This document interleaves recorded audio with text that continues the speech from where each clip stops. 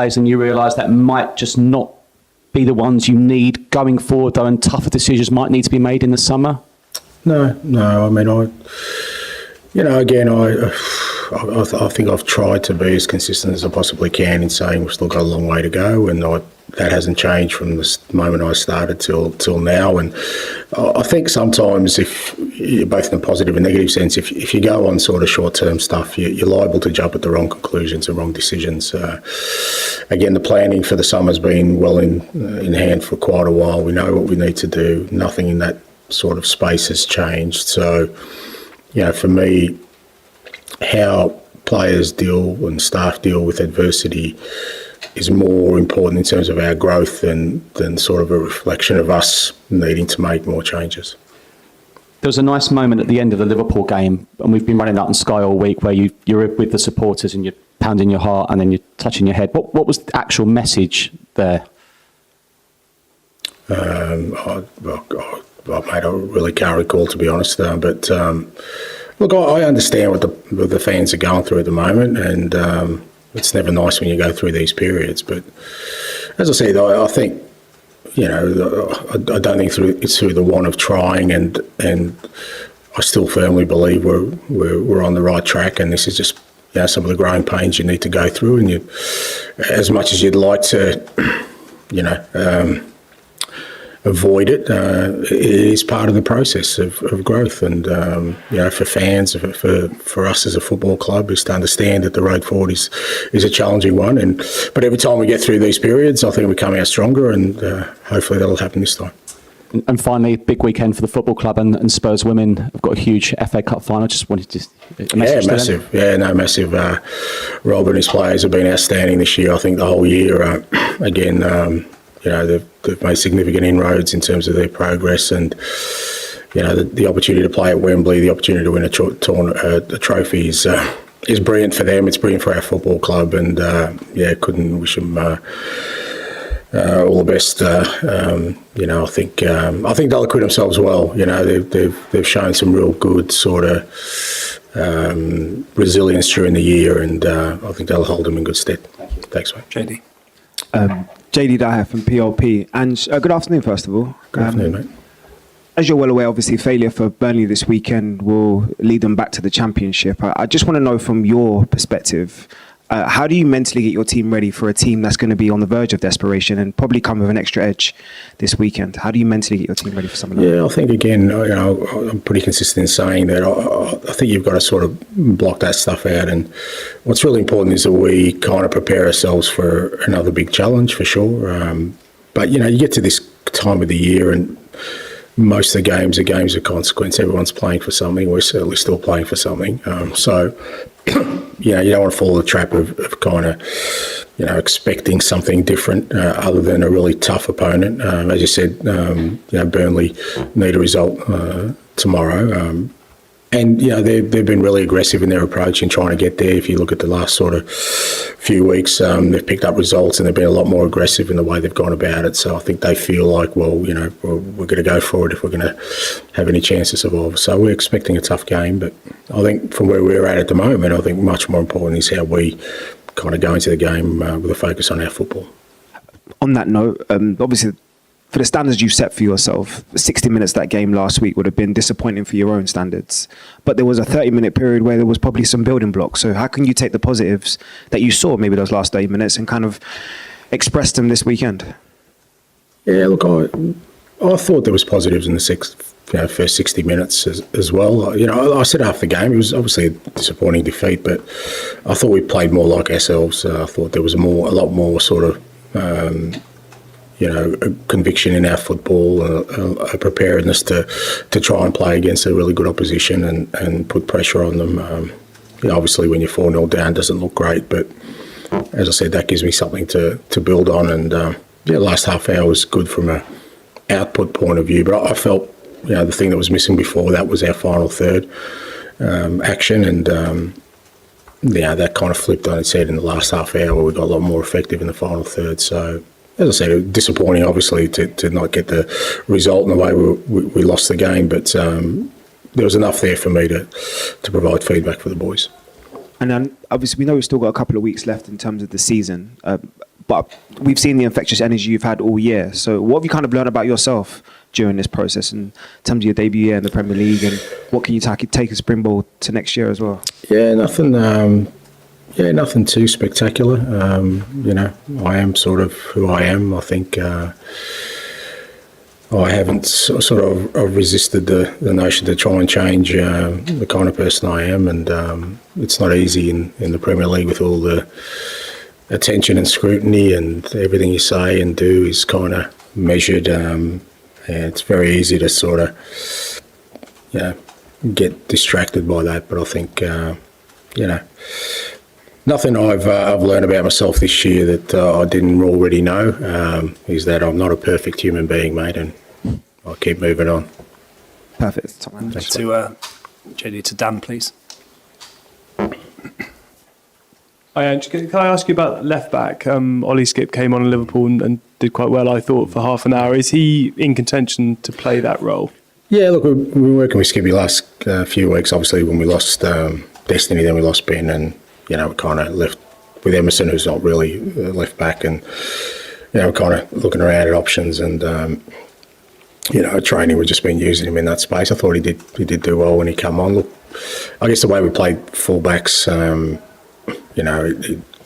certainly with some of the positioning, he wouldn't be, he wouldn't be too unfamiliar with some of the positions he'd need to take up as a midfielder. So he is an option for us. I think we need another option because we've got 3 games this week, and we've only got sort of Emerson as sort of a backup fullback at the club. So it's an option for us.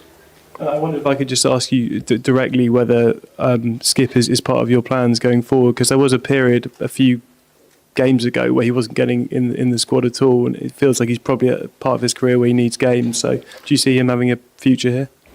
Yeah, I don't see any reason why not. Yeah, he probably feels like he could have played more this year, and again, I think the way the sort of season's gone for us in terms of our games program, he's probably one of the ones that suffered because we haven't been able to sort of get the sort of game time rotations we needed through the year. But I see Skippy as part of our future. Thanks. Ali, please. Hi, Ange. Can I just check on team news if there's any fresh injuries? Or anything? No, nothing from last week. And you mentioned there about the extra scrutiny you have, and obviously you've very much stuck to the person you've always been. But I think you've also mentioned in the past about maybe sometimes having confidants who you've spoken to. And has there ever been kind of moments this season, or more moments where you've slightly wavered, or anything about? No. I'm sorry to disappoint. If you want me to crumble, I can pretend, but I'm fine. I'm all good. I've loved and enjoyed every single second of it, mate. Even these Friday half-hour little powwows we have, mate. It's all been brilliant. I've loved every minute of it, and the confidence I have, we just talk a bit of crap for an hour or so because we're all going through similar stuff. But I'm in a really good space.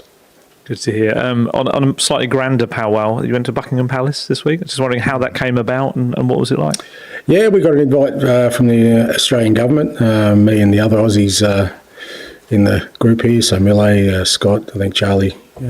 Great from the women's team. It was nice, different experience. Just really inspiring because you kind of, the people we met there, people who work for charities, great causes, military people who are real heroes in society.